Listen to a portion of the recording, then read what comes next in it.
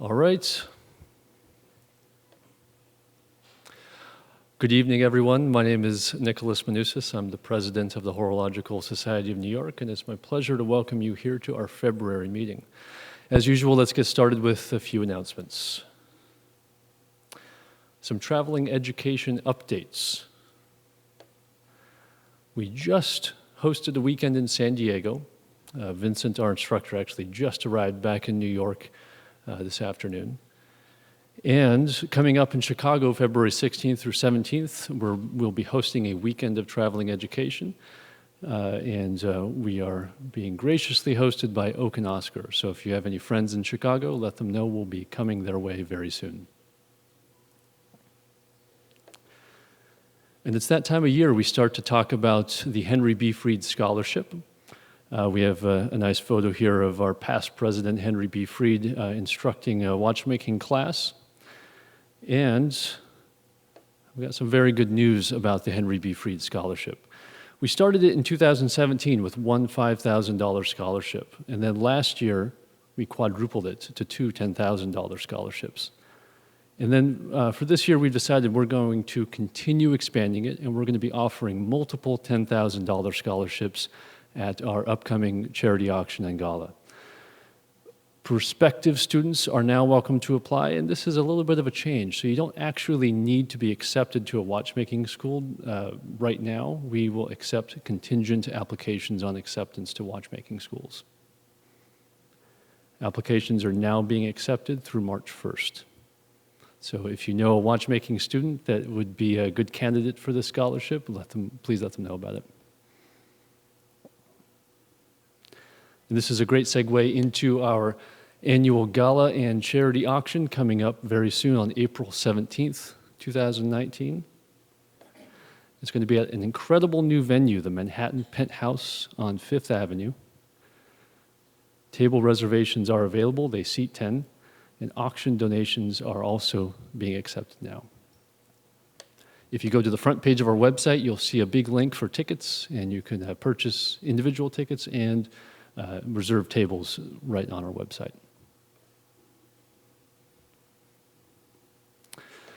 So tonight's lecture, let's get right into it. When you look at a watch, I think the dial is one of the first things that catches your eye, catches your gaze. And I think it's because the dial is more than just a utilitarian object, it's a work of art. And engine turning in particular is one of the highest forms of that work of art. And the history of engine turning has really not been well understood. And tonight we're going to take a deep dive into the history and technique of engine turning, or Guilloché as it's known in French. Our speaker for the evening is a world-class expert on engine turning, and I hope that you got a chance to see his beautiful watch there in the vitrine in the front of the room, or the back of the room. So please join me in welcoming Mr. Joshua Shapiro.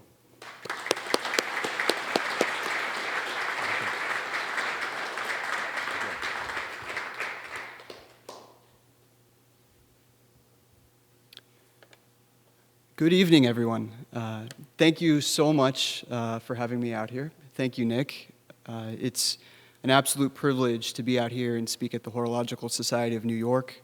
A lot of amazing watchmakers have spoken before me, and I hope I can add something interesting to the large body of knowledge that's already been shared here.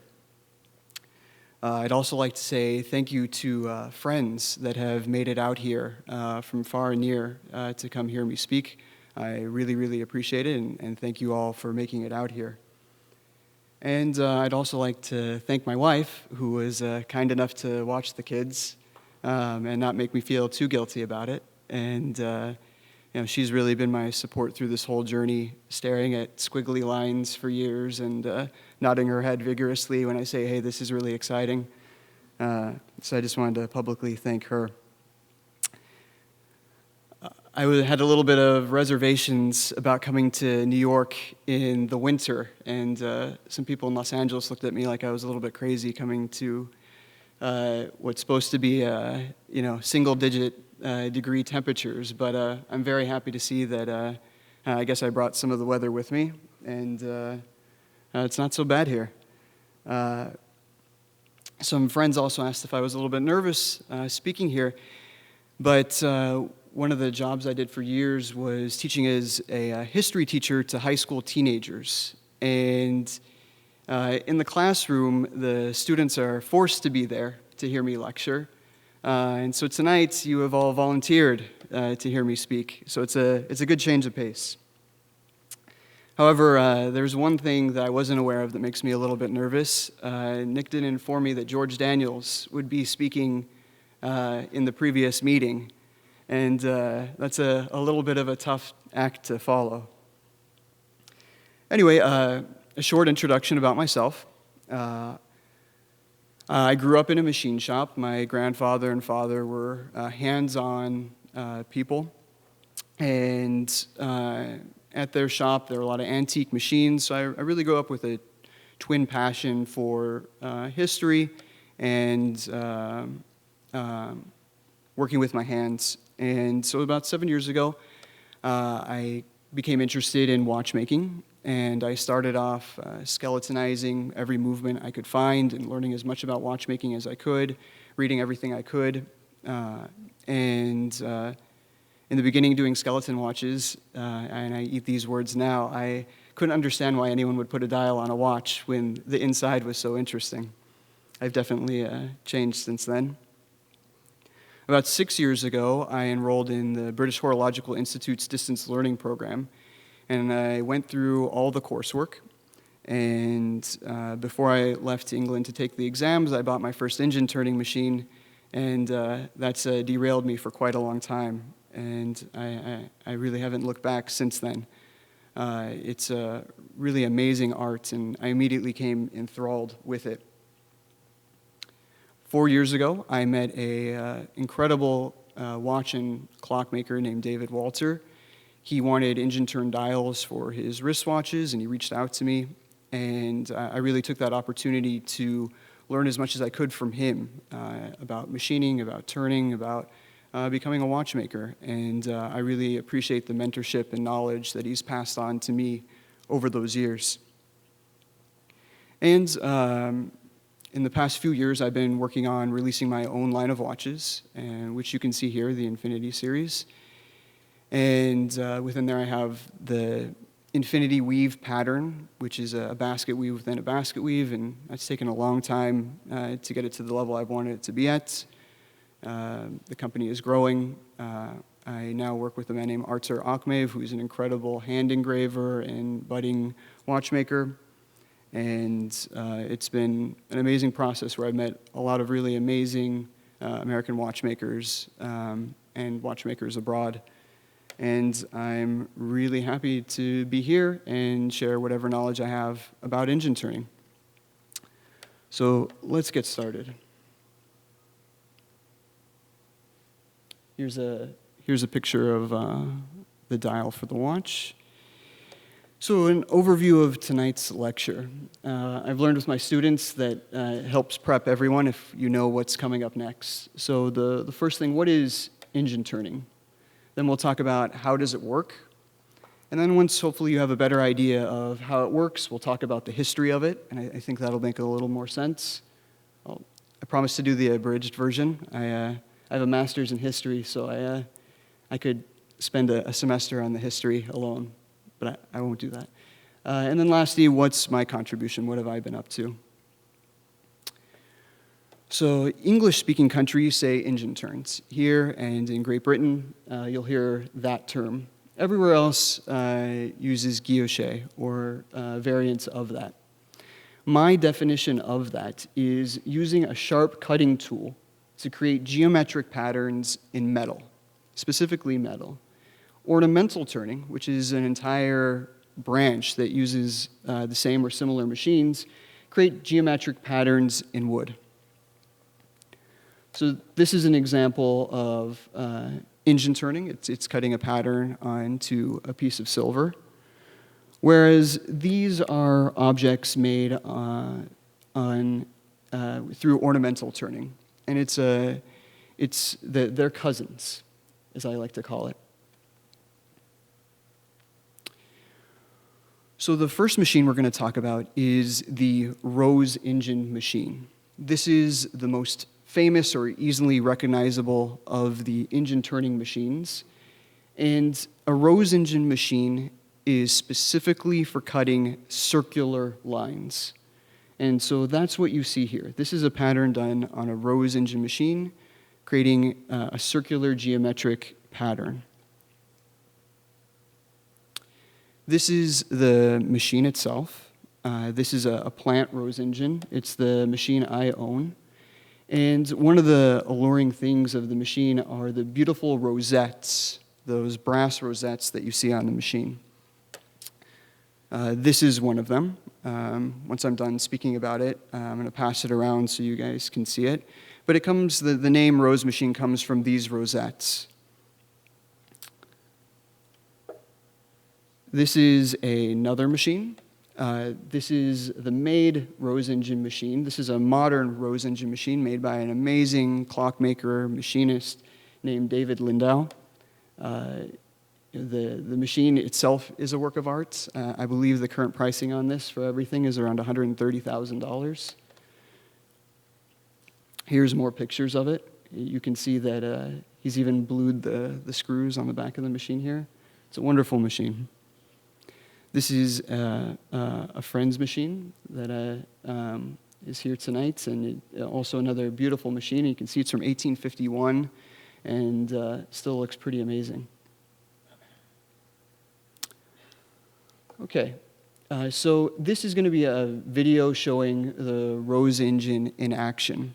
But just as a little preview, so this is a rosette. And on it,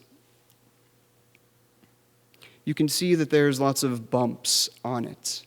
And what happens is there's a touch piece that interacts with the rosette and traces the pattern that's on it.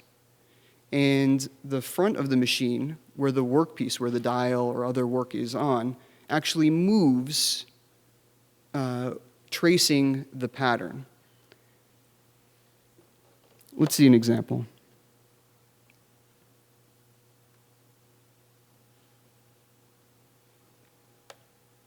This is a large clock dial that I'm making for David Walter.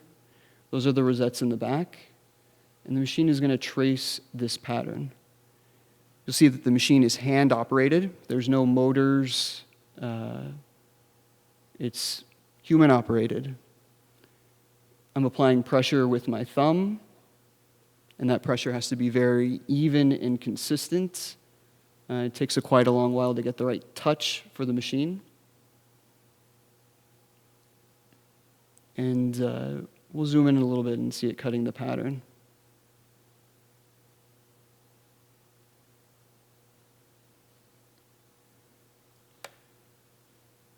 You can see the chip coming off, removing metal. And then you can see the brightness of the cuts reflecting the light in my finger.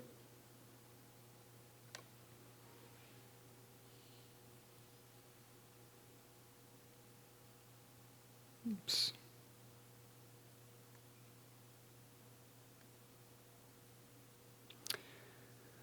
To illustrate the point of how a rosette really traces whatever shape this is in, I have a rosette that's shaped like a heart. And I'm ashamed to say that this is my most popular video on Instagram, and it has absolutely nothing to do with watches. But I published it on Valentine's Day, and it went viral. But it really illustrates how the machine works really well. So the rosette is shaped like a heart, and you're going to see the machine tracing it.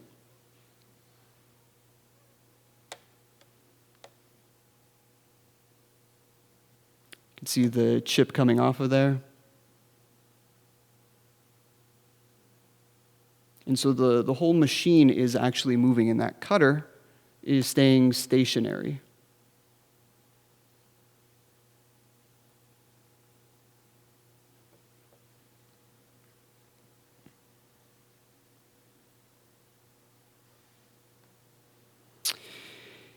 Now, this year I invested in a special microscope that I'm able to film through, and I've been experimenting with that, and I did my best to try to get good shots through the microscope so you guys could get a first-hand view of what it's like to engine turn. I'll have more video later, and this kind of gives you like a first-person perspective of what it's like to see it. This is about 10 times magnification, what you're seeing here.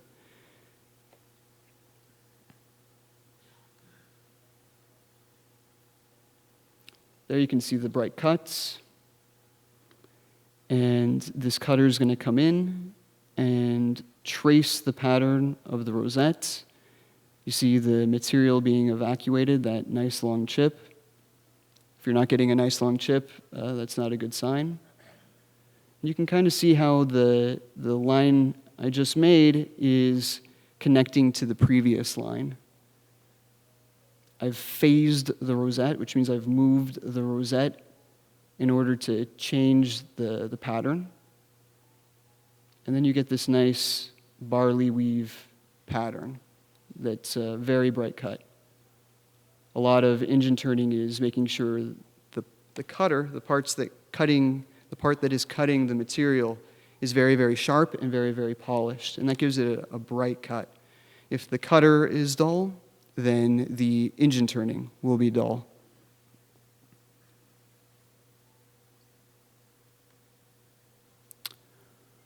Moving on, the other type of machine, the other major type of machine for engine turning is called a straight line machine. This machine is for vertical line engraving.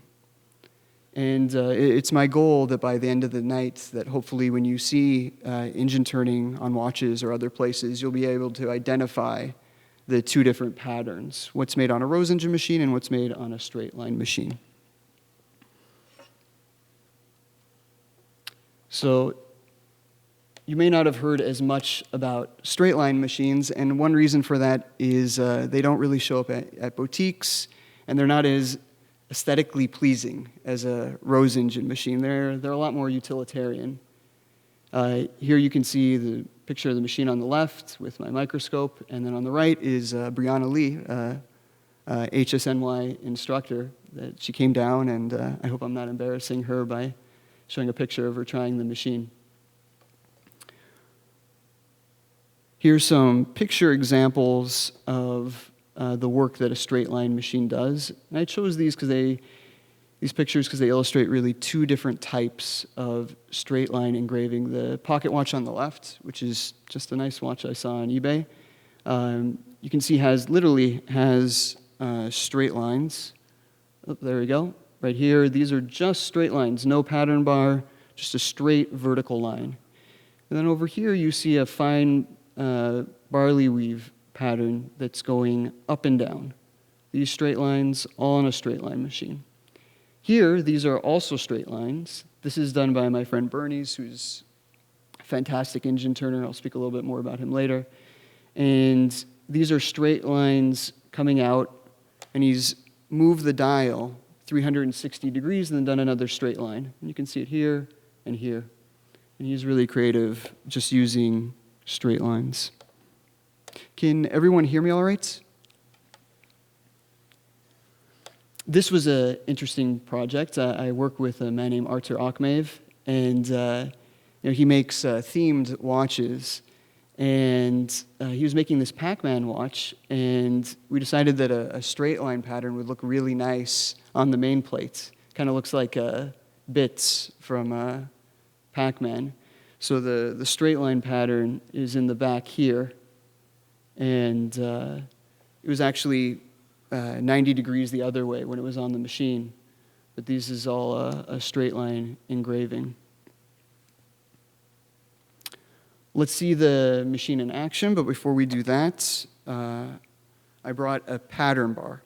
So this is just like the rosette, the machine traces the pattern on the rosette. On a straight line machine, they trace these bars. And so these bars are very, very hard. They're meant to last a long time. They're hardened steel. And so a touch piece will ride up and down here. And as it does, it traces the pattern that's on here. If you want to shift how the pattern looks, you shift the bar, you move the bar, and that alters how the pattern looks. So on the left, you'll see a video of that tracing action going on.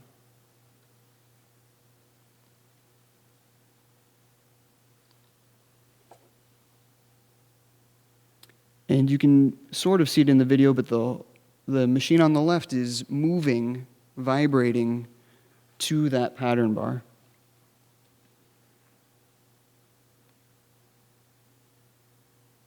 And then here's that same setup, cutting the lines on that same clock dial.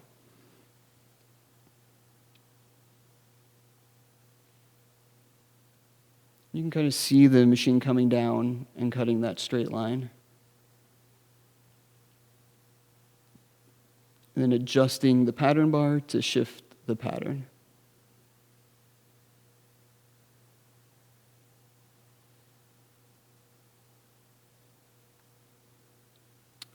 Okay. So this is a through the microscope view of the straight line machine. The pattern I'm demonstrating here is the diamond pattern. This is probably the most common engine turn pattern. You'll see it go by a few different names, close de Paris, hobnail, or knurled. George Daniels called it the diamond pattern, so I call it the diamond pattern. It's traditionally made on a pattern bar, very similar to this, on a straight line machine. That's the way Abraham Louis Breguet did it, Derek Pratt, George Daniels, Roger Smith. Other companies do it a little differently. You can do it with intersecting straight lines, and it's also the most common pattern that's done on the CNC machine or stamped. What you're going to see in the video is this zigzag pattern, and then I'm going to match it with another zigzag pattern, and the goal is for the peaks to meet and make a triangle. This is about 30 times magnification.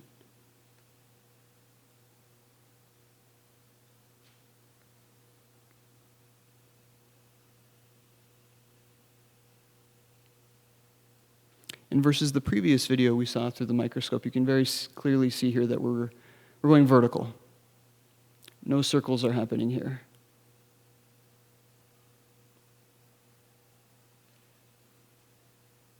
The goal is to make sure that my peaks are aligning, that the two cuts are coming together, that I'm not making any flats. This is one of the easiest engine turning patterns to do.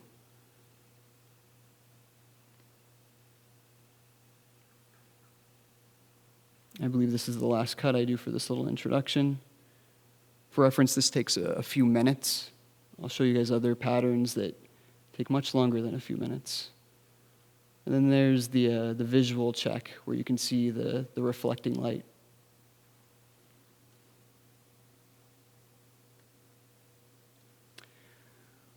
Straight line engine turning often needs a border.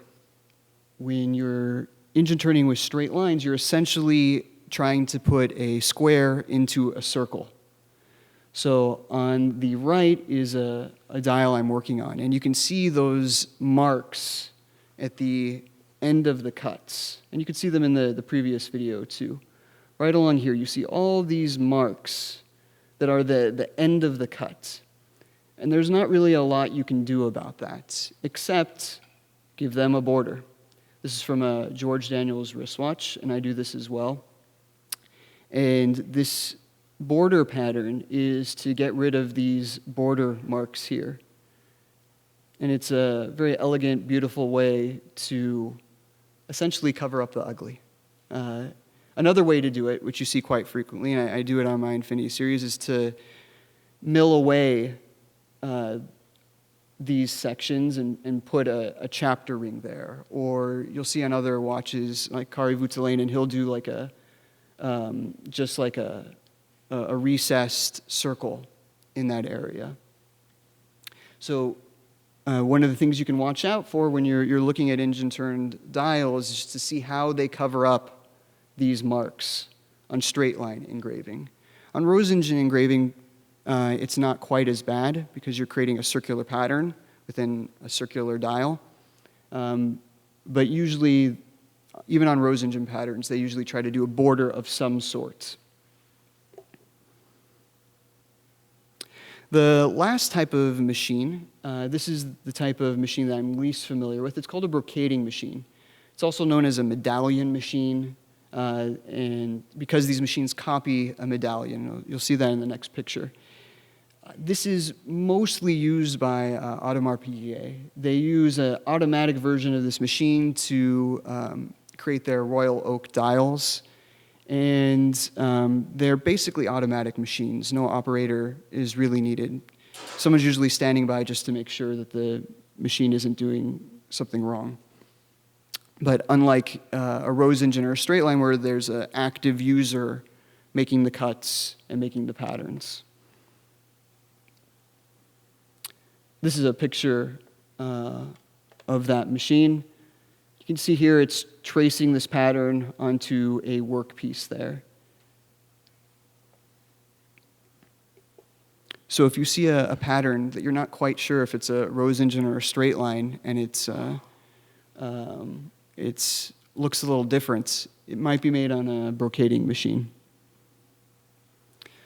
All right, so now that you all have a little background on the types of machines, let's get into the history.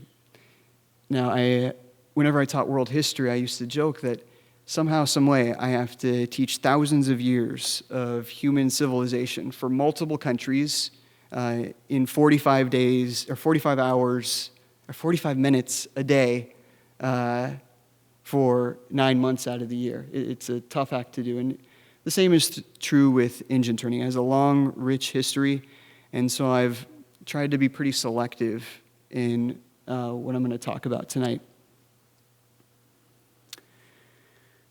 Many people think that Abraham Louis Breguet invented engine turning, but it's not true. Engine turning and rose engine machines were invented in the early 1500s.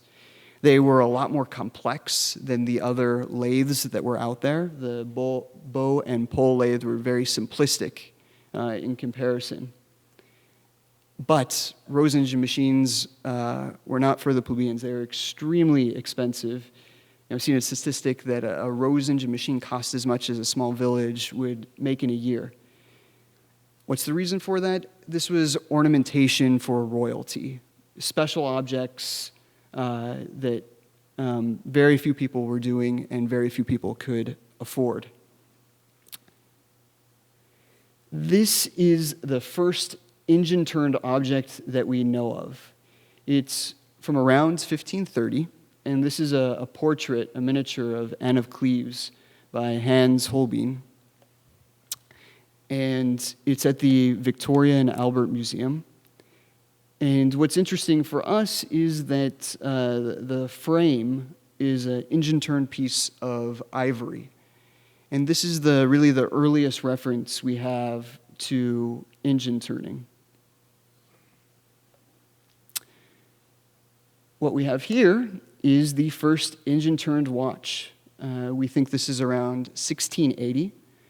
It was made by a watchmaker named Pierre Duhamel in Geneva, Switzerland. It was about 100 years before Breguet started making watches. The engine turning is very simple. This is the best picture I could get without flying to London and asking for a private viewing of the watch.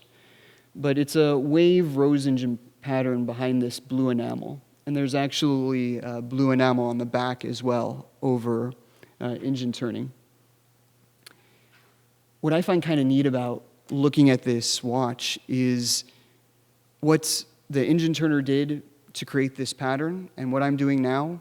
We could probably switch machines and figure out how to use each other's machines fairly quickly because the basics of the machines are the same. These machines are timeless in a way.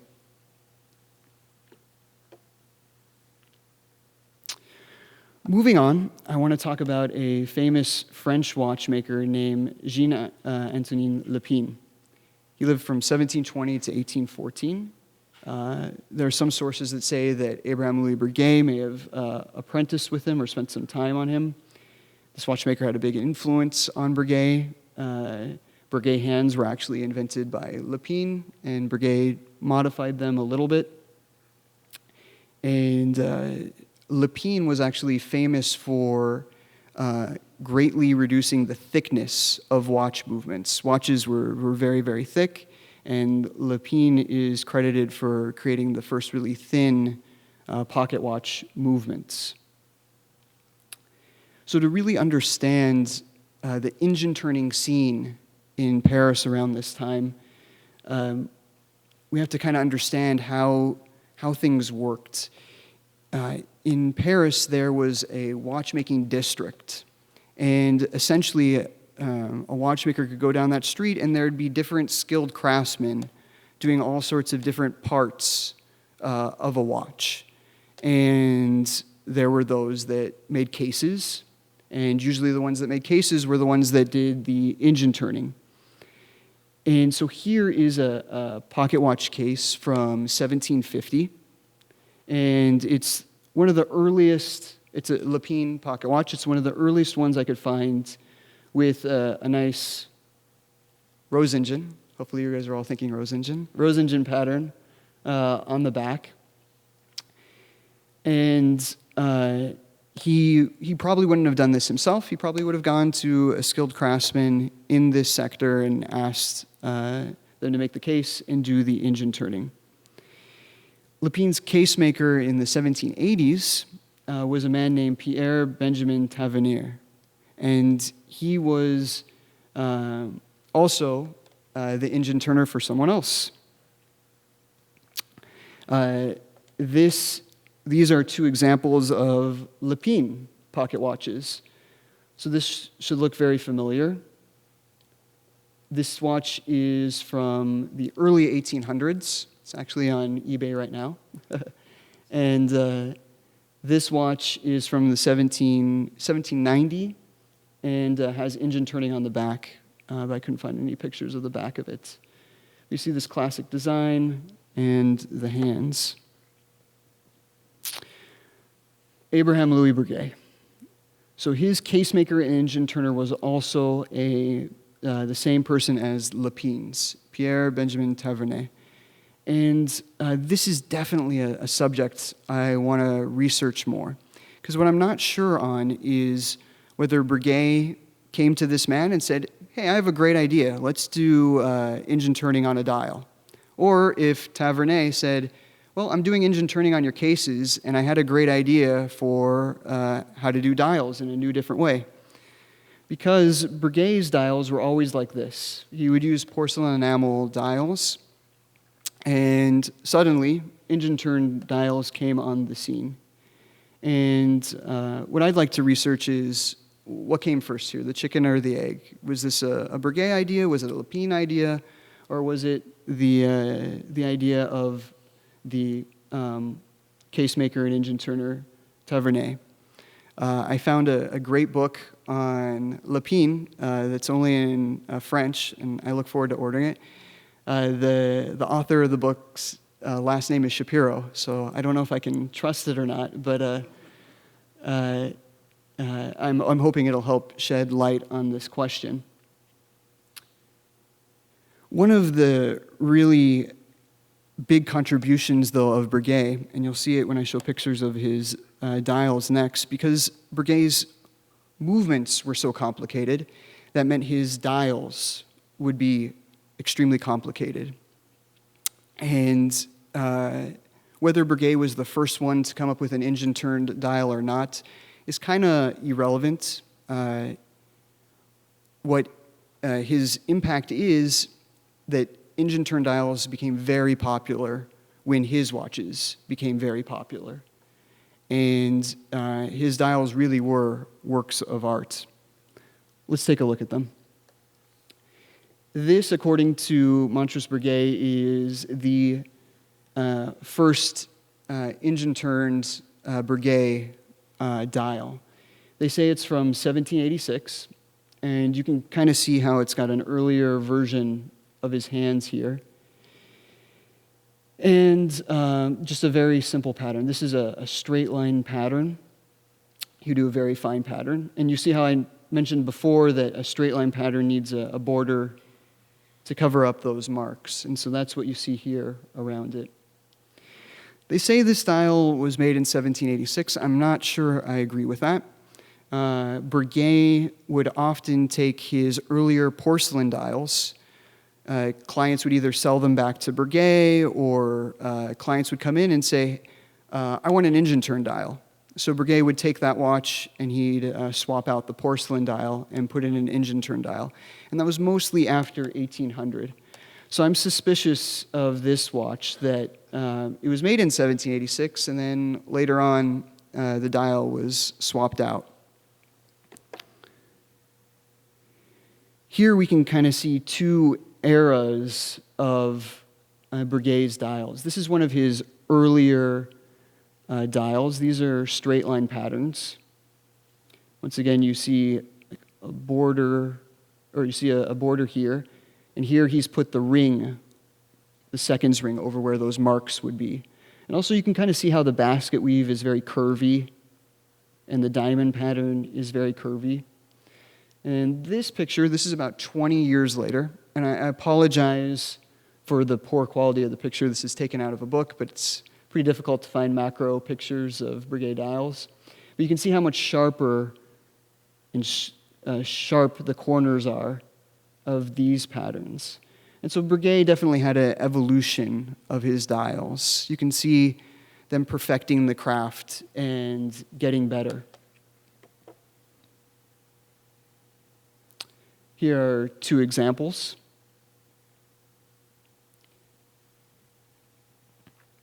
It's a beautiful dial. I would like to mention that the dials you see here, they are all silver dials. Not silver-plated, completely silver. And what you see here is a gold Breguet dial. When Breguet wanted a gold dial, he made it gold. When he wanted it silver, it was in silver. And I bring this up because modern-day Breguet, for some reason, they make their dials in gold and then plate them silver. I'm not sure why they do that. You all may not know this, but Breguet also had a profound influence on Walt Disney. See it? You see it? Forget Gerald Genta. This might have been the first Mickey Mouse watch.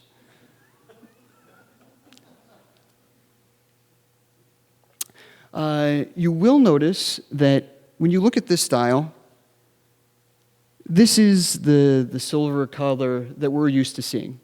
This is a sterling silver color right here. But in the center of the dial, where the engine turning is, it's very, very white. And this is a technique called Breguet frosting, or if you're in the jewelry world, depletion gilding. Essentially how it works is in silver, there are impurities. Most silver is not completely pure. So you heat it up, the impurities rise to the top, become black, take the dial, put it in acid. The acid burns off that impure layer, and then you're left with a pure layer of silver, a matte white finish. And that's a process that I've had a lot of fun experimenting with. This is a dramatic picture. I roasted this dial for this picture. Usually the flame's not that large or that bright, but it looks good. So Breguet definitely had a big aesthetic influence. You'll hear today people saying in the style of Breguet, and a classic dial has sort of become synonymous with a Breguet dial. Regardless of whether he was the first to come up with this type. So numerous brands have created these classic dials with a very similar aesthetic. So if you look at this, you think, well, this is obviously a Breguet watch, so I think you all will be a little interested. Patek Philippe. This is a watch from the early 1920s. And you might be able to make out the Breguet influence on this dial.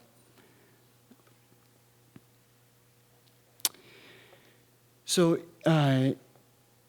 in the early 1900s, the popularity of engine turning explodes. And I kind of skipped over the 1800s. And in the 1800s, we just see more of a progression of engine turning becoming more and more popular and appearing on more and more watch dials. But in order to be brief, I had to skip a little bit. But I can tell you, I have a book, a 400-page book, that's just dedicated to snuff boxes from 1780 to 1850. It's 400 pages of pictures of engine turn boxes from that period. So I'm sparing you all that. One of the reasons that the popularity of engine turning started to really boom in the early 1900s were that Rose engines and straight line machines are mass-produced like never before. With the Industrial Revolution, these machines were able to be made with much more precision and higher quality, and many more machines were able to be made.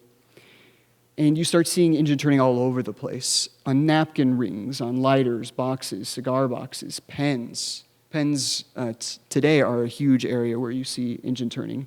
Picture frames, eggs, we'll see that on the next image, and numerous types of jewelry. I've been at friends' houses, and they've had antique napkin rings and engine turning on them. We see it in movement decorations. This is a Hamilton movement, a 950, one of the finest movements ever made. And there's a Rose engine. Hopefully you're all thinking Rose engine pattern on the ratchet wheels. Also, many of you might have heard of the term damascening. You find that on railroad watches, and that's sort of a cousin to engine turning. Instead of cutting into the back plates of a watch, it's sort of doing a Côte de Genève, like grinding process on the back of a movement. Anyway, in the 1900s, you start to see engine turning on American, British, and Swiss watches pretty commonly. Here's a picture of a beautiful engine turn pen. This is a modern pen maker. And one of the most famous group of engine turners were the firm Fabergé. And one of the things that makes their eggs so special and expensive are the beautiful engine turning engravings on them. You can kind of see the patterns here. This type of engraving is extremely difficult to do. You're creating lines into a very three-dimensional object, which means you have to be precisely moving the cutting tool at the same exact contour of the egg. If not, you get some really ugly cuts, or you just miss the egg altogether. And then, of course, the beautiful enamel and other decorations on the eggs. So the next time you see a picture of a Fabergé egg or them in person, look out for the engine turning underneath. Engine turning in wristwatches. This became very popular in the 30s, 40s, and 50s. And I have to say my favorite watches to come out of this period are the Vacheron Constantin watches and engine turn dials. They did a really excellent job of creating complex patterns with beautiful applied numerals. And I'd like to note that these watches were very thin. And the challenge here is creating very thin engine turn dials. And that's an issue because on an engine turn dial, you're literally removing material. So if you remove too much material, you go through the dial. And some of these dials are paper thin, which means that the engine turner had to be incredibly diligent not to basically cut through the dial. In the 1960s, with changing fashions and revolutions in the watch world, we start to see a decline in engine turning, especially on dials. But we do see the application of engine turning on rotors. during this time period for the first time.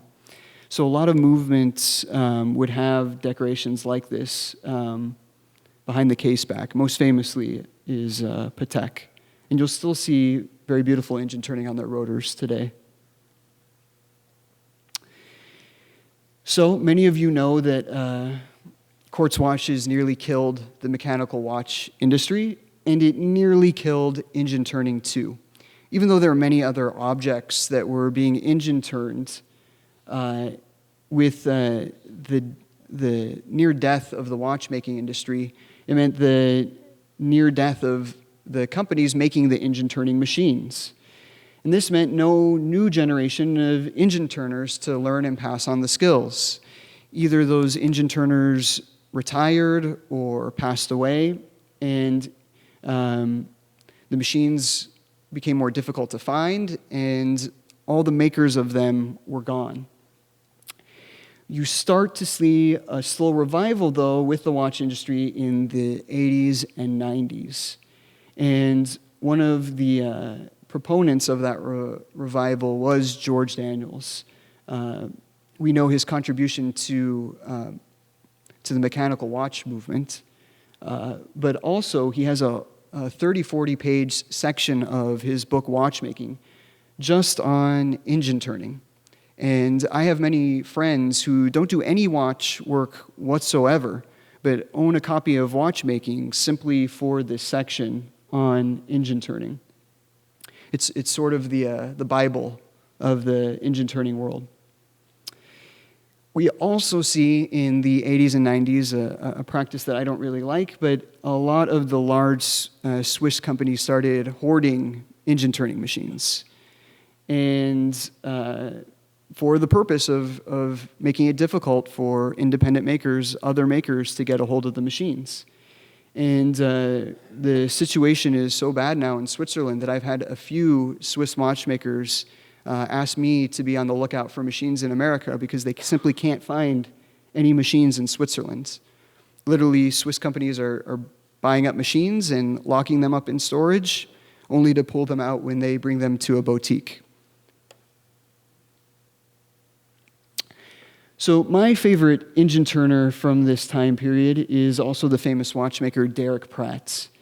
For those of you who don't know, Derek Pratt is one of the great watchmakers of our generation. He helped George Daniels make the coaxial escapement and revitalized Urban Jurgensen and created incredible complications, was an incredible watchmaker. But like George Daniels, he was also an incredible engine turner. And his pocket watch styles were easily comparable with George Daniels. But unlike George Daniels, he made many, many, many watch styles for Urban Jurgensen. And another thing I really respect about Derek Pratt is he made every aspect of the dial. A large dial-making firm will do division of labor out of necessity. You know, one person will do one job, one person will do another job, one person will blank out the dial, one person will do the engraving, one person will do the pad printing, all sorts of jobs to many, many different people in order to mass produce them. But Derek Pratt would make every part of the dial, and then he'd make the tools as well in order to engrave the dial. And this is a tremendous task. It's one I've tried to emulate. There's a lot of tasks, a lot of different machine operations that go into getting a dial ready to be engine turned. Here's a picture of a dial that he did for Urban Jurgensen. Once again, welcome to take mental guesses, whether it's a rose engine or straight line machine. So this is the diamond pattern, very, very fine pattern, straight line machine. And this is the basket weave. And then once again, like I said, you've got to figure out some way to cover up your marks. So here's that ratchet pattern that's actually done on a rose engine machine to cover up the marks. See a little cut here. He's put the chapter ring here and the seconds ring here. Just a little detail you may not have all noticed before, but you got to get rid of those ugly marks somehow. Same here. On engine turn dials, you always see a nice border around the maker's name. And that's also for the same reason, to get rid of the end marks of the cutter as it's coming out. This is his famous pocket watch. Wish I could find a better picture so we could see it up close. So here are some contemporary watch dial engine turners. This is a great picture here. So Roger Smith really greatly influenced me. Over the years, he's been kind enough to answer a lot of questions and give advice. And I have to say his basket weave, his engine turning is really, really excellent. Another amazing engine turner is Jochen Benzinger. He makes beautiful skeleton watches and dials, and he primarily sticks to the Rose engine on his patterns, but his skeletonized movements also feature Rose engine work, and I've always really admired how he's able to line up the patterns on his dials. Kari Voutilainen has a team of female engine turners that are some of the best in the world, and they're extremely talented and creative. David Lindau, who I mentioned earlier, who lives in Pennsylvania, he's sort of a local Renaissance man. He's a master clockmaker, engine turner, ornamental turner, and he makes and sells those Rose engines that I showed you before. Roland Murphy, RGM watches. He's been engine turning for years, and he definitely has his own bold aesthetic for his watches. It makes really beautiful engine-turned dials and engraves on his movements as well. I showed you a dial from Bernard earlier. He's a dial maker in Belgium. Young guy, about 20, and just super passionate about watchmaking and dial making, and his work is excellent. I advise checking him out.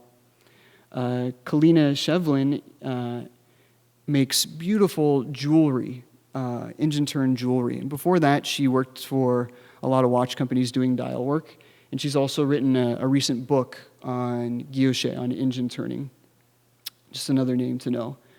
Brittany Nicole Cox spoke here about a year ago on Automata, and she is a woman of many talents. She's also a fantastic engine turner, and she also gives engine turning classes. So if you're in Seattle, I believe she does at the beginning of the year, and you're interested in learning this art, you're welcome to sign up for her classes. Also, if you're ever in Los Angeles, this is a tough art to show on a screen. It's really best experienced in person. So you all have an open invitation if you're ever in Los Angeles. Please come and try the machines.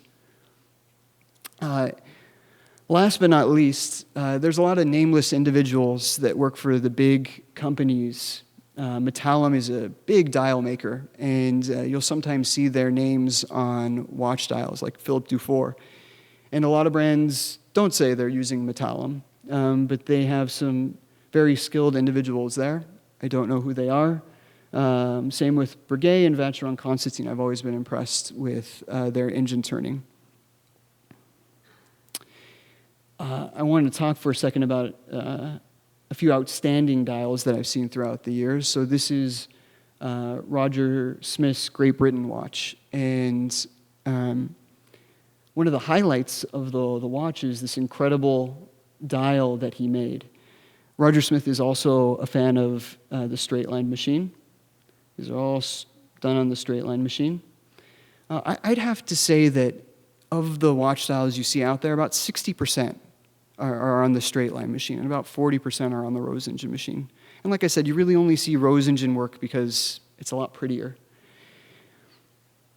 What really makes this dial amazing is he's milled out all these pieces and then soldered them together. That's how he's gotten rid of that border. So these are all different pieces that he's individually engine turned and then soldered together. And it's just really well done. This is one of my favorite Kari Voutilainen dials. Over here you see a basket weave, and then his engine turners, they've created this sort of optical illusion. And interesting enough, this is just straight lines. This is just straight lines to make boxes that they've sort of plotted out the lines ahead of time, how to give it that optical illusion. Down here, you see a rose engine pattern. And one of the neat things about his dials, if you see this is how he does his border. But that's actually a raised border. So the engine turning's down here, and the border comes up, and then the enamel fills in where that border is.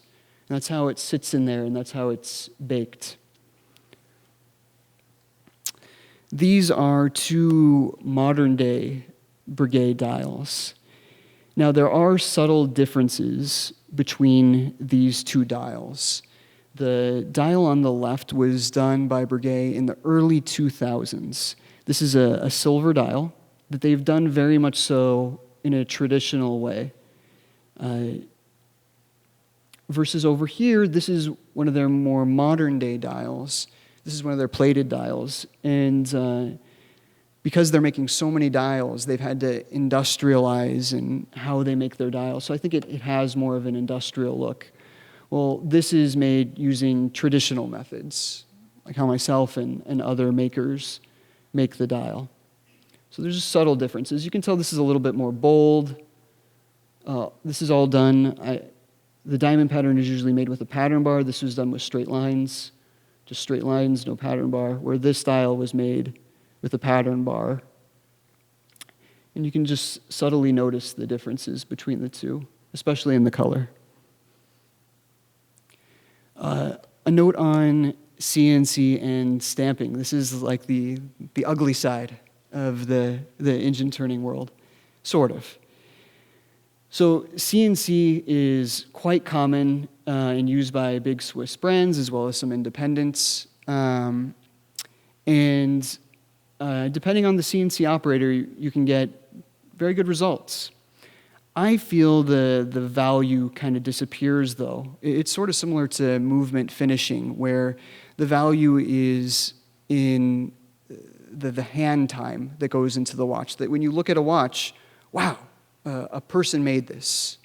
So when an engine turn dial is CNC machined, it loses that romance. It's done this way for mass production. Brands that don't have the price point to be able to charge for a hand engine turn dial will turn to CNC. A note though on CNC, almost every brand uses it because George Daniels, it would take him an entire year to make a watch by hand, right? So in order to make more than one watch a year, many brands decide, well, where are we going to use CNC and where are we going to put hand time into a movement? So there's almost no companies in existence that don't use CNC for something. The other way that Guilloché is done, and this is for mass production, is stamping. So a stamping someone will engine turn on a piece of steel, a dial, and then they'll use that as a blank to stamp out dials. And this, you really lose the sharpness of the cutter, the brightness that you guys saw before.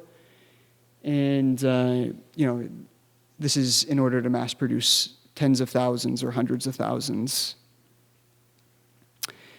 One consumer warning. Companies that make engine-turned dials are really proud of it. So if you see a company that has Guilloché on their watch, and you can't find any media of them actually turning or making an engine turn dial, they probably didn't. Even if they show you a really old-looking, cool Rose engine machine, it probably just sits in their lobby, and then they send out to another company like Medallion, and they make their dials for them. So companies that are engine turning, they're going to show you. They put a lot of time and investment into it. They're going to show you the process. So that's kind of a way to get rid of the smoke and mirrors. What's my contribution? What have I been up to? So George Daniels really extolled classic dials with high legibility, and I've always been attracted to the idea of being creative without being too distracting. You may have picked up that I have a bias to the straight line machine. I really like those patterns. And as you can see, a lot of the other independent makers out there too have a preference for classic straight line engine turning. This art takes a lot of sustained attention to detail. One slip and you're done. You could have spent a week, could have spent an hour, you could have spent a minute on a watch style, but if you slip or you mess up in the moving of the pattern bar, it goes in the scrap bin. And that's one of the reasons it takes a lot of practice. It's meditative. You have to get your head in the right state of mind to really zone in to the engine turning. My goal is to really contribute to the growth of horology and engine turning here in the United States. I invented that new pattern so to evolve the process. And also, as a person that studied history a lot, I'm really proud of the American watch companies that we used to have here. Hamilton, Waltham, Elgin, these were amazing, amazing companies. Talk about in-house, they were making every single part in one factory. And these companies have fallen off the face of the planet. I know Swatch has a brand that goes by a name, but it's a completely different company than what came before it. And it's a really exciting time in American horology. There's a lot of people that are bringing horology back. HSNY is a big part of that, and I want to be a part of this too. I really want to bring horology back to the United States and try to get us where we belong. Pick up the broken pieces from these great companies. This is an example of my basket weave. It took me a lot of practice to get here. I was really debating whether I should show a picture of my first pathetic basket weaves, but I decided not to. But they didn't look like this. So the basket weave is one of the most difficult patterns to do. It took a lot of practice to get to this point. I had to invest in the right machinery, New Euler Engelsberger. I had to have pattern bars made or make them myself to very high precision. The tools have to be mirror polished. That's a whole art in of itself. And then lots and lots and lots of practice. Right at the beginning of this journey, I met a hand engraver, and he gave me some wise words that I've been following ever since. There's only two types of craftsmen: those that make mistakes and liars. Everyone in this business makes mistakes. There's no such thing as making a part without messing up a lot. And the goal is to try to learn from those mistakes, stay humble, and figure out how you can improve. And so I'm always looking for ways to improve. I'm always looking for ways to make my basket weave sharper, my patterns better, or the watch parts I'm making to better tolerances. Otherwise, you plateau and then eventually decline. This is a little video showing the basket weaving process. This really hasn't been seen. There's been videos that have shown it. Roger Smith has a great series of videos. But this is a really neat way to see like a in the microscope view of how the basket weave is made.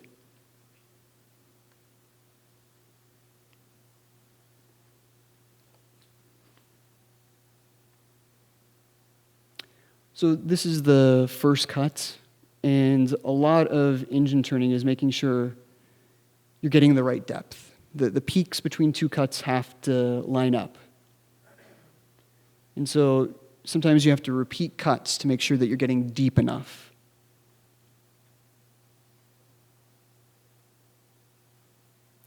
This is the second line. I've moved the pattern bar and shifted it so that I can get the next line in the basket. And then I go over the cut a few times to make sure it's to the right depth, and then check to make sure the brightness of the cut. That's my finger, by the way. We're at about 30 times magnification right now. Keeps going, 3 bars, and then here's the first basket. That's about 4 or 5 minutes. Then we start going back the other way. And if you phase the machine in the wrong way, that line goes into the others and it's junk. Check the brightness of the cut. And then I kind of fast forward a little bit here, and you can see that I've made the next basket, which is moved over in the other direction, 90 degrees. And then here's the last cut of the third basket. And then I always spend a lot of time visually inspecting to make sure that things are sharp and bright.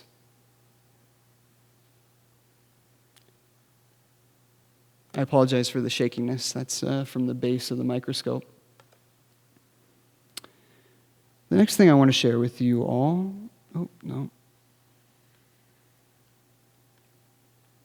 is my infinity weave. I came up with this idea before I knew if I could make it or not. So I kind of had to work backwards here. I had an idea, and then I needed to figure out if I could make the pattern bars to make it happen. And I really wanted a pattern that would kind of push my skill level to its limit. So this is a brand new pattern. One of the things I enjoy thinking about when I'm working on it, it's not a lot of fun to work on it because it's really tough, but one of the joys I get is I'm probably the only person in the world doing this pattern right now. And even if I'm not, I bet I'm the only person in the world doing this pattern right now that's listening to Jimi Hendrix.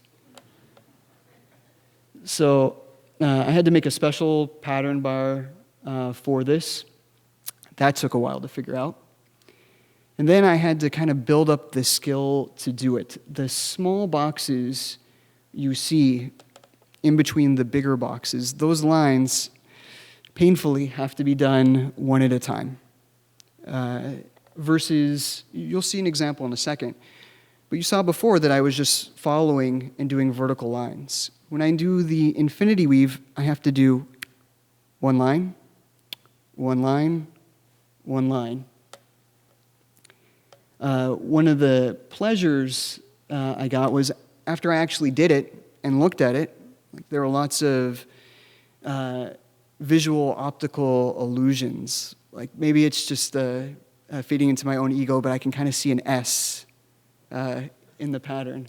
I'm sure other people see the letters of their last name or something.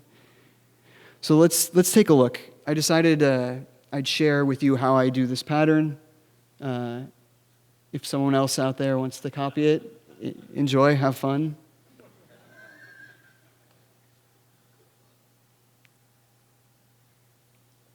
Okay, so I've already created the big baskets. And now I've started doing the first cuts of the small boxes. It's a little frustrating to watch, but placement kind of has to be perfect, otherwise you'll slip right into the big boxes. So it takes me a while to get perfectly lined up to find the right spots and then make the cut. There we go. Once again, we're at 30 times magnification. See, that wasn't just right. I can kind of feel if the machine's going to slip or not. So here's doing more cuts. This is about a 20-minute video that I edited down to 3 minutes.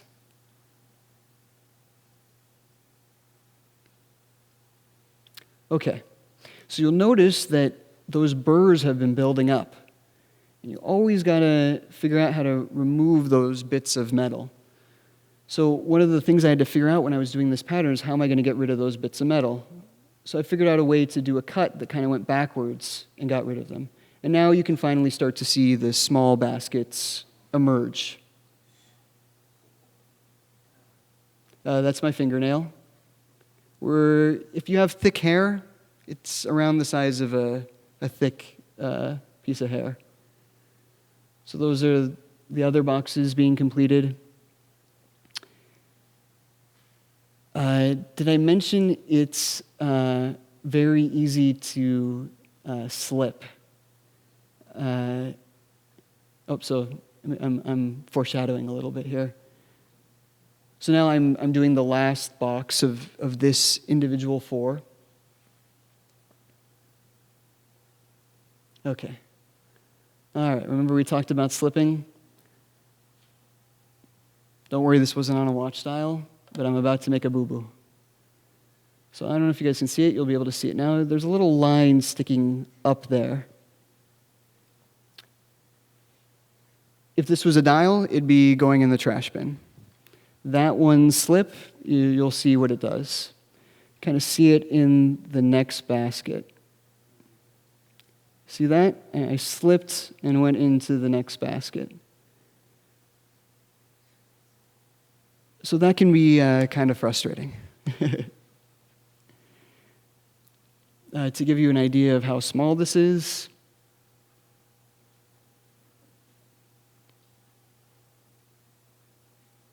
we're talking about the size of George Washington's eye. By the way, that was my first time video editing, so I apologize if it was a little difficult.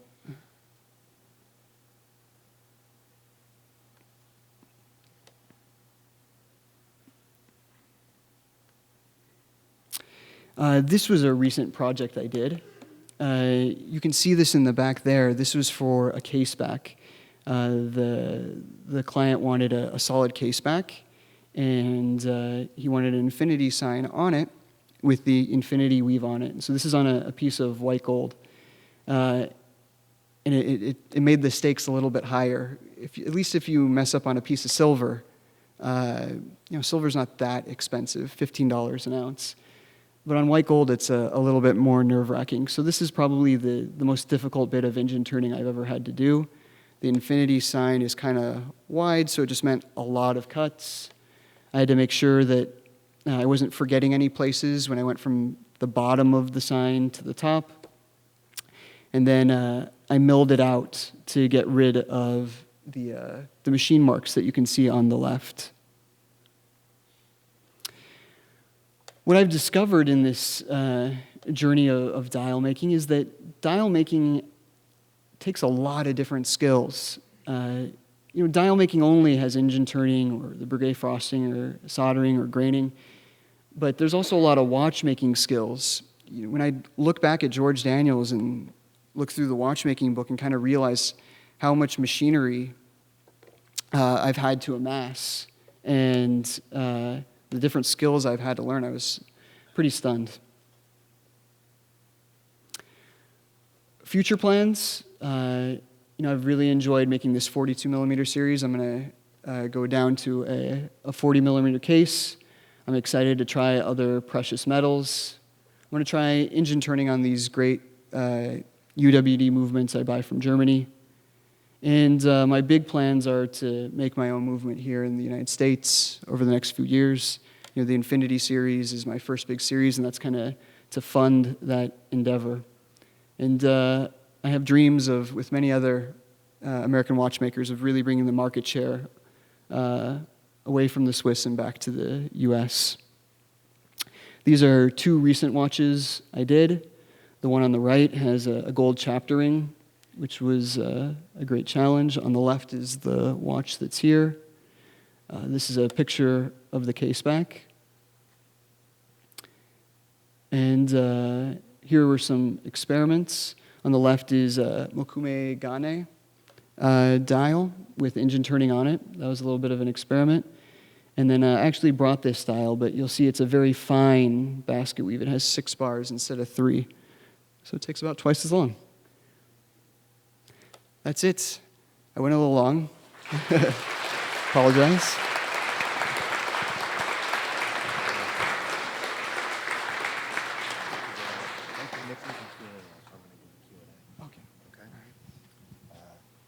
So, you want to pass these around? Oh, yes.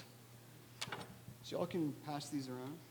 Okay, so ladies and gentlemen, my name is John Tiefert. I'm the Vice President of the Horological Society of New York, and I'll be chairing Q&A, so please. I'd like to get the audience involved, first of all, by asking if anybody in the audience wishes to admit, who here owns a lathe? Okay, who here has used a lathe? All right. Oh, pretty good. Who here has used an engine turning machine? Okay, and if you're proud to admit, who owns an engine turning machine? Okay, so there's some serious representation here in the room. Yeah. So, I would just like to say about Joshua's being very humble about this, that there are so many opportunities to ruin things. And the work that he has done is so beautiful and so precise. I have a couple of antique machines we're restoring, and it is humbling to work on something and to see this magnificent work and how precisely it's done. I mean, he admitted that there are times when things become scrap, but my hat is off to you, sir. Thank you.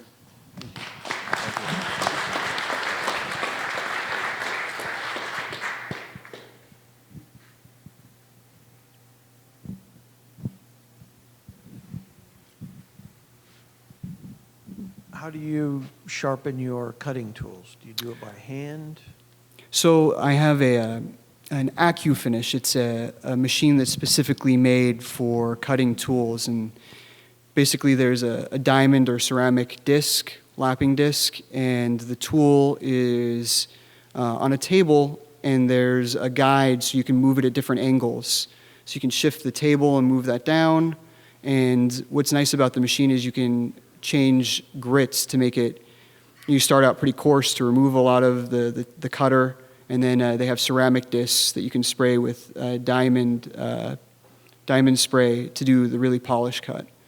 And that's how you get a bright cut.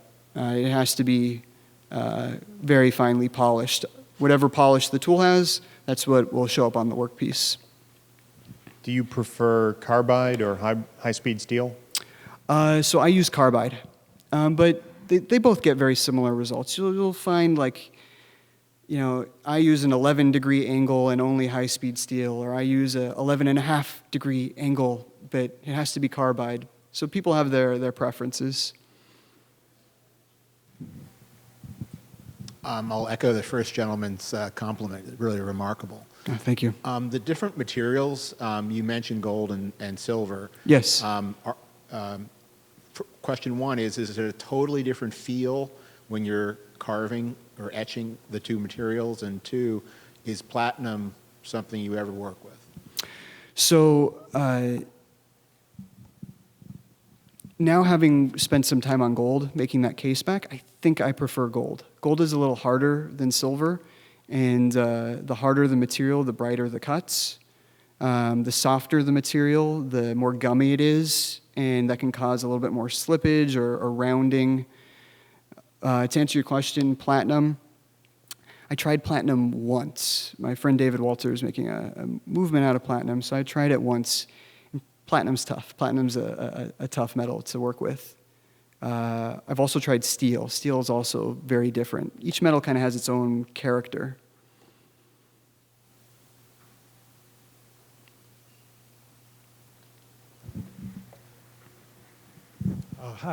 Hi. Who does pattern bars and how? Who makes the pattern bars? So I have a friend that has a very nice CNC machine. I also have a CNC machine too, and I've started experimenting with pattern bars. But you know, like these bars have been around for a long time, so they're mostly made on milling machines. But now I've purchased pattern bars from people that have wire EDM machines. These machines basically use a wire that's electrically charged, and it can cut through hardened steel. Like the wire goes through, and they're extremely precise. And the nice thing about those are that the pattern bar is already very hard when it goes into the wire EDM machine, versus the rosette that's being passed around. is bronze, which is a pretty hard material. But the steel pattern bar that's being passed around, it has to be soft before you can cut it on a milling machine. Or a wire EDM machine, it can be very hard. If you're interested in specific people that do this, you can speak to me afterwards, and I can let you know who makes pattern bars or.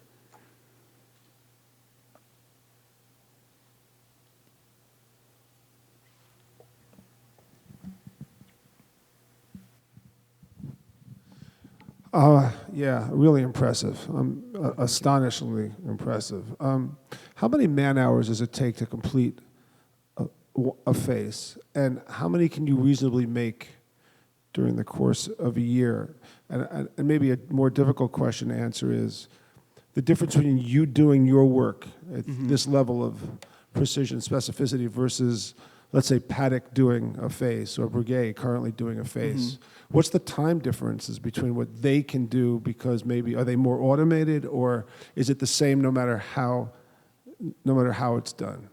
So Breguet is going to be able to make a dial a lot faster because they have one person whose job is to cut the tools, and they have another person whose job is to just set up the dial in the machine, and they have another person that just sets up the machine, and then they have another person that actually does the engraving, and then another person who silvers the dial. So they have multiple different employees so they can crank these things out. They're committed to using engine turning machines, but they've had to really industrialize it. It takes me about somewhere between 100 and 150 hours to make a dial. Somewhere between there. Now, like the infinity weave, I say that takes a week. Now, full disclosure, if I took methamphetamines, I could probably do it in a day. I can only do it about 4 hours a day before I'm done. And then my wife doesn't want me to come into the house 'cause I'm very cranky. It's, I can't do longer than 4 hours a day. So it takes me about a week to complete. Just that infinity dial. And then the engine turning for the other parts, I do a barley weave pattern on the outside, which you can see in a basket weave. And then I do a ratcheting pattern on the chaptering. And then making all the other different parts of the dial. I make my own chaptering. I make my own hands. I make a gold plate on the back of the movement. This all has to be done right, or the watch doesn't work. Josh, I was looking at the cutting tool that you were using on your straight line, and I noticed it seems to be quite a broad angle. What have you found to be most effective for the work you're doing for an angle? So I mentioned before that George Daniels' watchmaking book is sort of the Bible.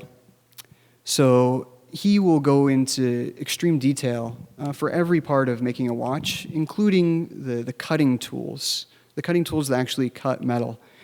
And he gives, like I mentioned before, he gives 10.5 degrees. That's 10.5 degrees of angle on the tool. So that's about 160 degrees included. And people stick to that like glue. And so over the last few years, I've been experimenting with different angles. And so I do a much more obtuse angle, about 170 degrees. And the reason there is when you're doing those cuts, you're making a V into the metal. Well, the wider the cut, the wider the tool, the wider the cut. If the tool is wider, it means you don't have to go in as deep into the metal. Right? If you had a very skinny tool, if you wanted to get to a very wide cut, you'd have to go very deep. So I make my tools very wide so I don't have to go in that deep, so I reduce the amount of friction while I'm engine turning. Because any drag from the metal, and I'll slip, or the pattern will curve a little bit. So I have to be very careful that I'm turning the handle at the right speed, I'm applying the right pressure, and that the tool is set up just perfectly and the cutter's at the right angle. So that's an angle that I've found gives me a lot less friction. I think we've got time for one more, if anybody wants to finish. I think right up here. Yeah, with regard to case making, I've come across a number of very old pocket watches.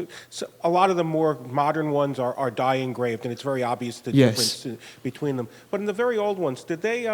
Because I know a little bit of how cases are put together. Did they curve them first, or did they start with flat metal and then form them into the case after the engraving?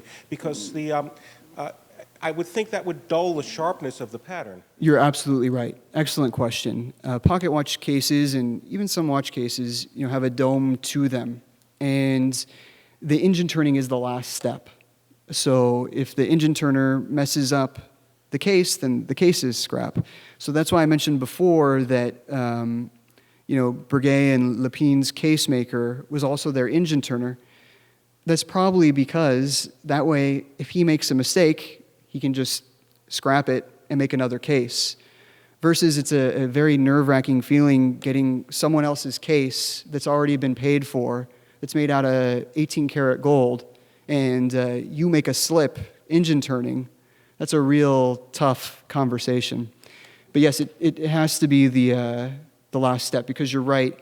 He's talking about if it's flat and you engrave on it and then curve it afterwards. But that curving process will flatten the peaks. So it really can't be done afterwards. All right. Thank you so very much. Thank you.